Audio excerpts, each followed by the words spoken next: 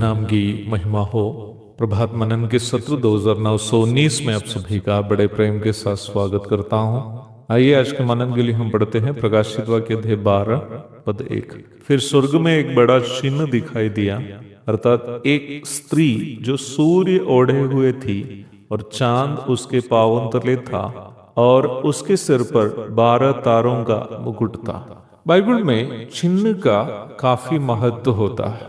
चिन्ह अथवा साइन किसी अन्य महत्वपूर्ण सत्य का संकेत है। यहूदियों ने यीशु मसीह से कहा, हमें स्वर्ग का कोई चिन्ह दिखा। प्रभु ने उनको इस प्रकार उत्तर दिया, इस युग के बुरे और व्यभिचारी लोग चिन्ह ढूंढते हैं, पर योना के चिन्ह को छोड़ उन्हें और कोई चिन्ह ना दिया जाएगा। मत्ती अध्याय 16 पद 1 और 4। परंतु बपतिस्मा देने वाला यूहन्ना अपने शिष्यों को प्रभु के पास भेजकर ये पूछा कि क्या आने वाला तू ही है या हम किसी दूसरे की बाट जो?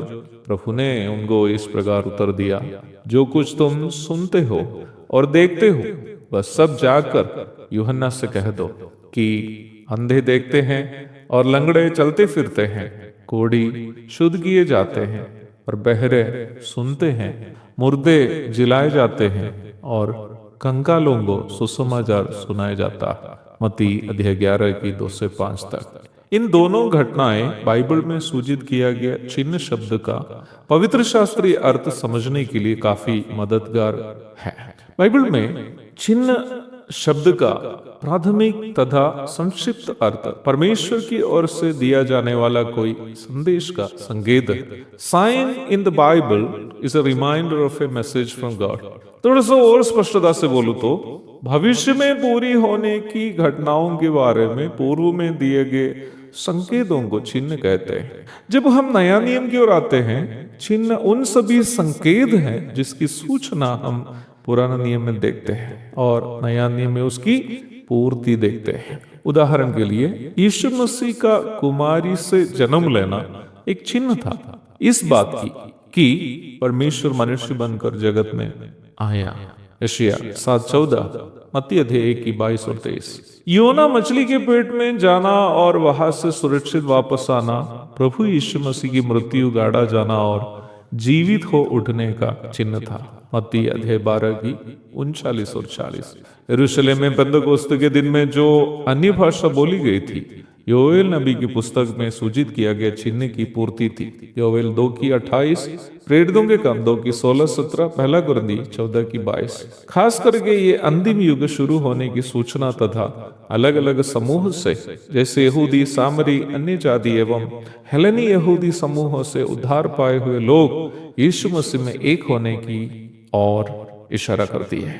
प्रेरितों के काम 2 की 4, 8 की 17, 10 की 44 से 47 तक, 19 की 6, पहला कुरिन्थी 12 की 13, गलाती 3 की 27 और 28। बाइबल में चिन्ह का अर्थ समझाने के लिए मैं इन उदाहरणों को आपके सामने रख रहा था। प्रारंभ में पढ़ी गई पद में सूचित किया गया चिन्ह को इसी परिप्रेक्ष्य में हमें समझना चाहिए। ये चिन्ह स्वर्ग में दिखाई दिया। एक स्त्री जो सूर्य ओढ़े हुए थी और चांद उसके पांवों तले था और उसके सिर पर 12 तारों का मुकुट था।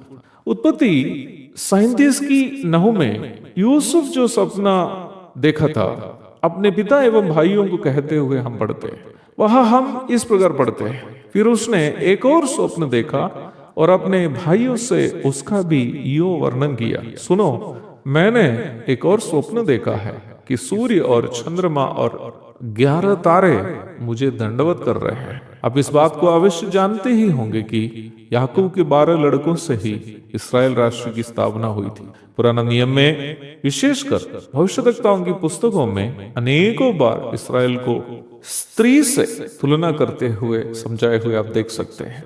निम्न सूचनाओं से कोई भी अवश्य ये समझ सकते हैं कि यह सूचित की गई स्त्री इस्राएल राष्ट्र को सूचित करते हैं। सूर्य और चंद्रमा इस्राएल के लिए वादा किया गया धर्म राष्ट्र में उन्हें जो महिमा मिलने वाली है सूचित करते हैं।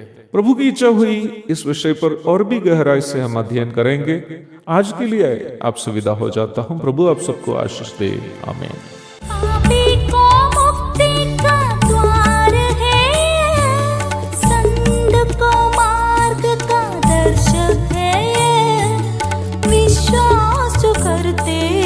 उसके लिए अनंत जीवन का साधन है ये है वचन, प्यारा वचन, यीशु मसीह का प्यारा वचन। ये है वचन, प्यारा वचन, यीशु मसीह का